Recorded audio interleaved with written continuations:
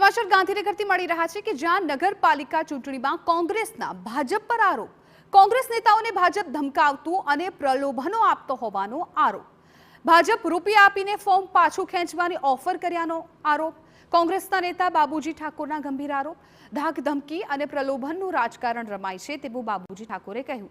ભાજપે કોંગ્રેસના આરોપોને નકાર્યા છે. ભાજપ વિકાસની રાજનીતિ સાથે ચૂંટણી લડે છે તેવું ભાજપ તરફથી નિવેદન આવ્યું છે. ભાજપ 7 વોર્ડની 28 બેઠકો જીતશે તેવું જેએસ પટેલે કહ્યું. કોંગ્રેસ પાસે કોઈ મુદ્દો જ નથી જેથી કરે છે આક્ષેપ.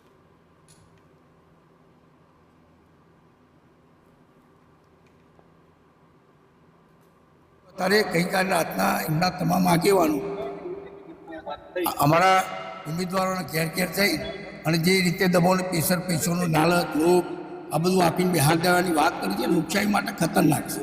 કોઈકના ઉપર આક્ષેપ કરવા સિવાય કંઈ નથી. બાકી અમે તો લોકશાહીમાં માનીએ છીએ.